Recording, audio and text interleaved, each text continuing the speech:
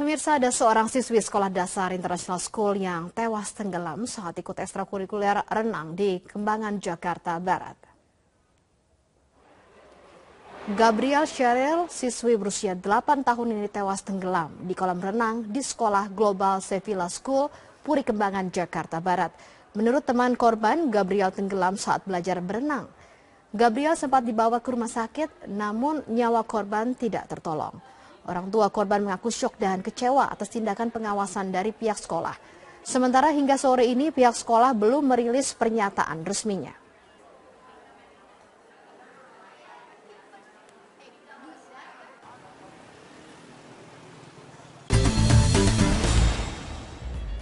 Kembali lagi di Trending Topik, pemirsa. Bagi Anda yang baru bergabung, kita lagi ngomongin soal ojek online. Ini sudah ada Bu Ellen Takudung, Ketua Dewan Transportasi Jakarta. Tadi sebelum jeda, Ibu mengatakan bahwa ada katakanlah syarat-syarat keselamatan yang harus dipatuhi oleh semua pengusaha ojek online. Bu Ellen, silakan. Ya, itu syarat-syarat keselamatan tuh yang paling jelas seperti helm, jaket, kemudian mengendarai kendaraan dengan berkeselamatan. Jadi ada salah satu persyaratan juga kalau dia mau mengendarai kendaraan yang membonceng orang, harus dia mengetahui bagaimana safety riding gitu. Bagaimana jangan ugal-ugalan, gitu. Menepati atau mengikuti rambu marka yang sudah ditentukan gitu, tidak berlawan arah gitu ya. Itu semua harus ditaati. Jadi kalau itu tidak ditaati, itu menjadi pengurangan keselamatan dari penumpangnya kan. Dan juga ada sanksi katakanlah supaya mereka juga berpikir. Penumpangnya pun harusnya tahu bagaimana duduk yang benar, yang berkeselamatan. Duduk yang benar. Tidak samping begitu. Oh, gitu. Maksudnya. Karena kecelakaan yang terjadi biasanya lebih banyak yang korban itu adalah penumpang. Yang menyamping begitu ya. Nah, Bu Ellen, ini memungkinkan nggak kalau misalnya nih, kalau Bu Ellen tadi katakanlah dilegalkan saja begitu ojek online ini dengan kurun waktu tertentu, katakanlah 5 tahun sembari menunggu begitu, kalau ada moda transportasi lain yang bisa memang membuat masyarakat menggunakannya secara nyaman. Katakanlah nanti ada jalur khusus begitu dengan ojek online, memungkinkan tidak? Mungkin saja. Jadi kita melindungi mereka yang menggunakan sepeda motor supaya bisa berjalan dengan lebih selamat. Tetapi dengan komposisi moda transportasi roda 2 sekarang lebih banyak dari roda 4, jangan-jangan jalur khusus harusnya roda 4 gitu, jangan-jangan gitu ya. Karena lebih banyak jumlahnya. Ya, itu yang harus dipikirkan baik-baik gitu. Dan semoga perbincangan malam hari ini bisa menginspirasi pihak-pihak terkait untuk mengatur ojek-ojek harus mengatur.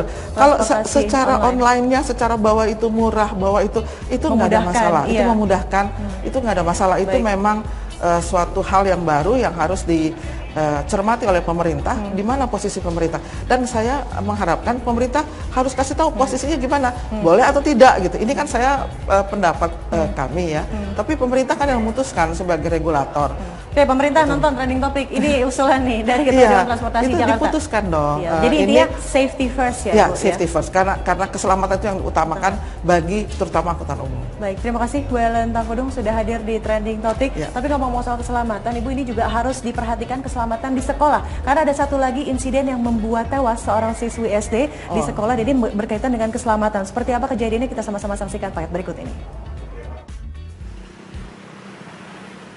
Gabriel Cheryl, siswi kelas 3 SD Global Sevilla School yang berlokasi di Puri Kembangan, Jakarta Barat, ditemukan tenggelam saat mengikuti pelajaran ekstrakurikuler renang di sekolahnya pada Kamis pagi.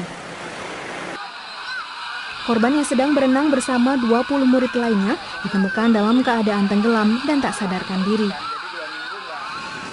Meski sempat dilarikan ke rumah sakit yang berada tak jauh dari lokasi sekolah, namun nyawa korban tak tertolong dan dinyatakan meninggal dunia. Menurut teman sekolah korban, peristiwa terjadi saat Gabriel berusaha menyelamatkan temannya yang kesulitan berenang. Namun naas, Gabriel justru tenggelam ke dasar kolam. Misalnya di tengah kolam, airnya masih gitu, nggak jalan-jalan. Intinya air masih di situ kan. Terus Gaby malah tolongin air, malah Gaby gagal. Habis itu jadinya kelelep, air sama Gaby bersama kelelep. Habis itu air lihat teman air namanya Krista punya baju, jadinya air tarik aja bajunya, jadinya kan otomatis airnya lebih ke sini dong. Jadi pas airnya ke sini, air keluar dari kolam, tapi Gaby-nya nggak ngapa-ngapain. Miss Christine itu bilang Gaby sakit pada saat ini. pas olahraga, padahal itu dia saya walafiat. Saya curiga, dia bilang harus sekarang juga ke rumah sakit Puri.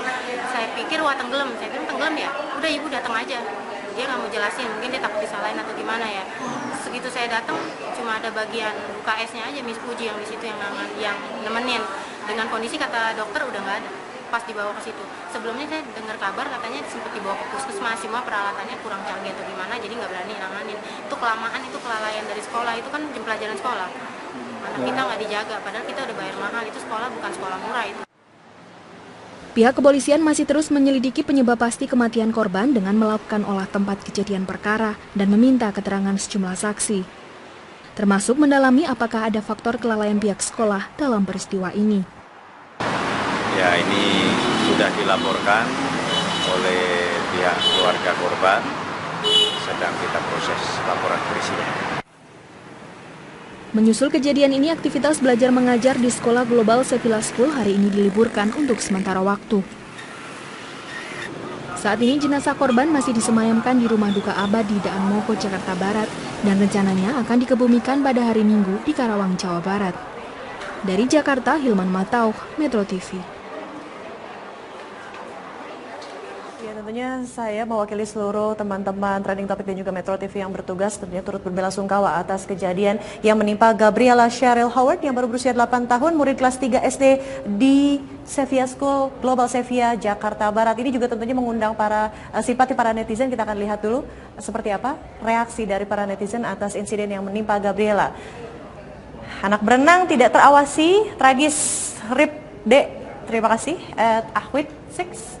Lalu ada lagi respon yang mengatakan sekolahnya nggak ngawasin apa? Nah itu yang menjadi pertanyaan dan sekarang masih menjadi penyidikan pihak kepolisian karena memang terjadi pada jam sekolah dan juga kurang pengawasan guru-gurunya lalai. Jadi intinya ternyata tidak ada jaminan katakanlah sekolah internasional, sekolah yang bayarannya mahal, itu tetap kita sebagai orang tua dan juga tentunya guru pengajar harus tetap mewaspadai kejadian-kejadian yang mungkin tidak terduga yang terjadi di sekolah. Rest in peace Gabriela Cheryl Howard.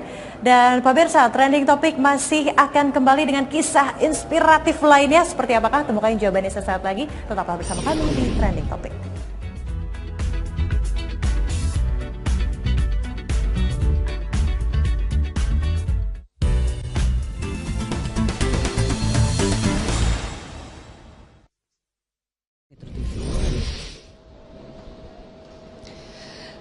Terima kasih Anda masih bersama kami. Saya masih bersama dengan Jaksa Agung. Pak Pras, kita lanjutkan. Tadi ketika saya tanyakan, banyak yang juga menanyakan soal kapan eksekusi tahap 3. Anda katakan ini soal prioritas.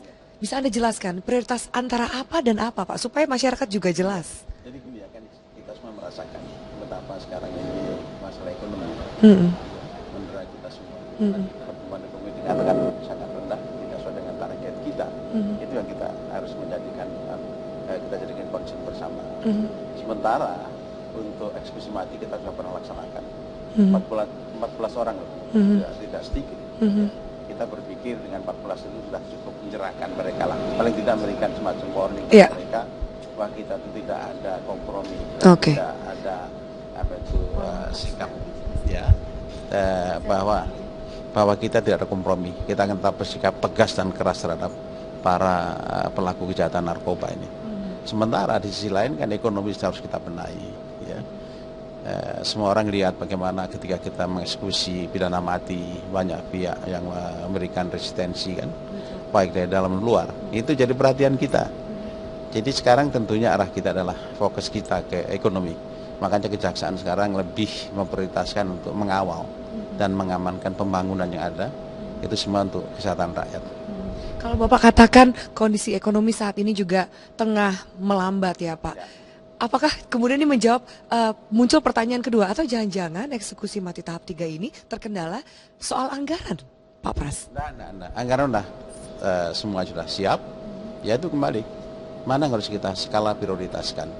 Yang kita melihat ekonomi sekarang harus dikerjakan dulu. Nah setelah nanti tentunya ekonomi kita menjadi baik, ya kita akan lihat prioritas yang lain. Ya, antara lain tentunya narkoba. Kenapa? Kita sudah menyatakan perang terhadap narkoba.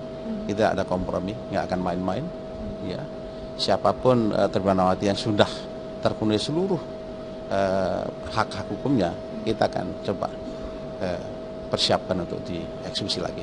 Saat Bapak kemarin bertemu dengan Komisi 2 DPR, Komisi 3 DPR, sempat kemudian tersebut 14 calon narapidana yang akan dieksekusi di tahap 3 ini. Apakah itu betul, Pak? 14 orang sudah ada dalam daftar Anda? Bukan calon 14, yang sudah kita eksekusi 14. Ya.